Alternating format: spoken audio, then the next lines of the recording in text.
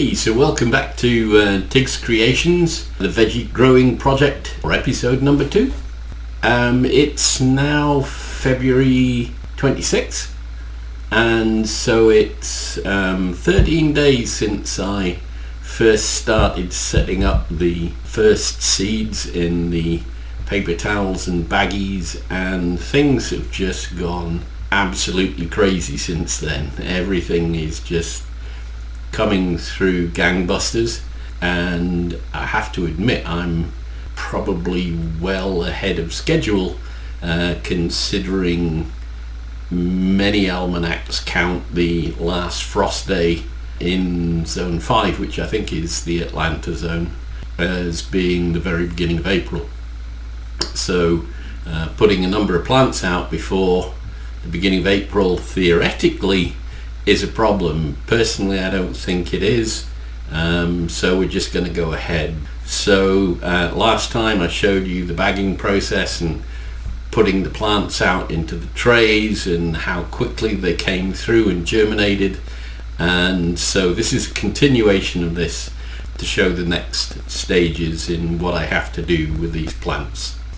As you can see, the first set of seeds that germinated and I planted in the cells, particularly the beans, grew so ridiculously quickly that I pushed them to the back of the little greenhouse. I now set up 2 more trays that are now on the front of the greenhouse on the heating pads, and everything's coming through. So now we have tomatoes, peas, bush beans, some corn, Chinese cabbage, some Chinese lettuce. But what was the problem was that the purple teepee had grown so big that the tops of the plants were actually touching up against the lights and were getting singed.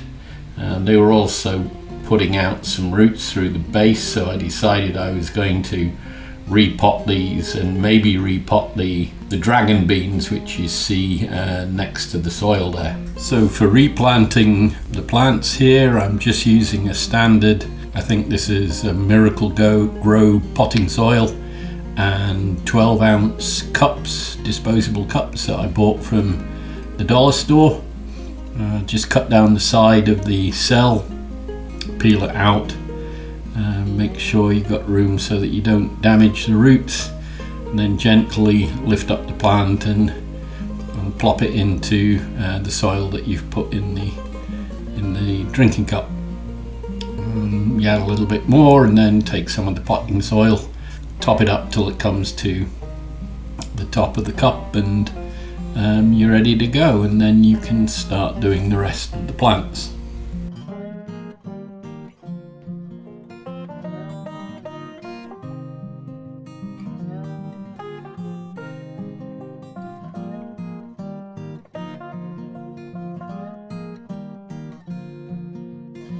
As you can see, this process is quite wasteful because you end up throwing away the cells after you've cut the sides down to release the roots and put them into the cups. I've just seen some reusable cells on YouTube, which I'm going to have a look into and reinvest in. They allow you to push up the roots from the base without having to cut down the sides.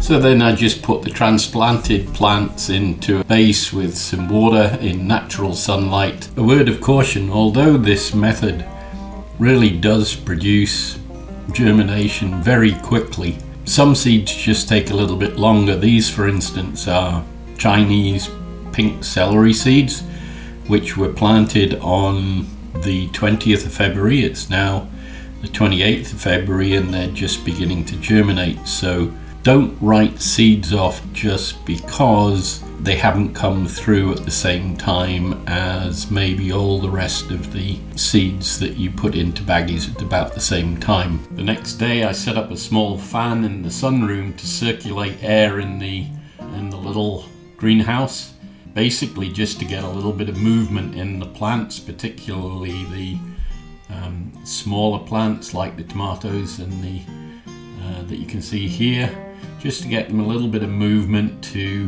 increase the turgidity in the plant's stems and stop them getting leggy.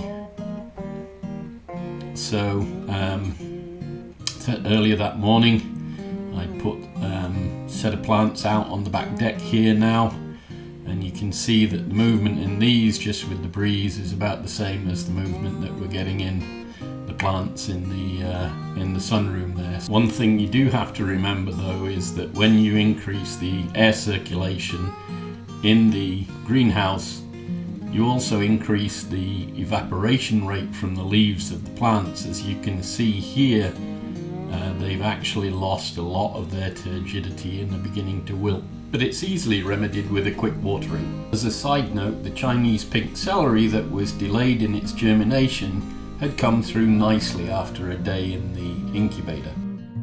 Never second guess the almanac. We've been having some pretty mild weather here, so I've put quite a few plants outside just to acclimatise. But there you go. This coming weekend, it looks like we're going to get a pretty heavy frost. So all the plants will be back inside in the sunroom Thursday through Monday probably.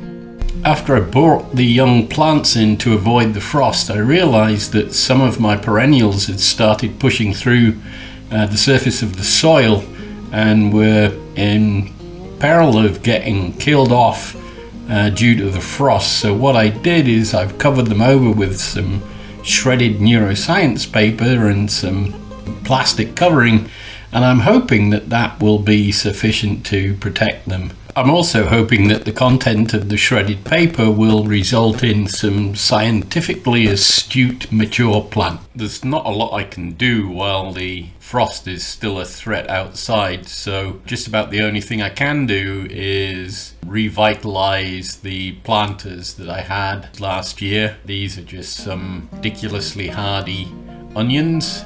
So what I'm going to do is I'm going to supplement the soil, but add in some bone meal, blood meal and some Epsom salts to give them phosphorus, calcium, nitrogen and magnesium to help the plants along as they grow to maturity.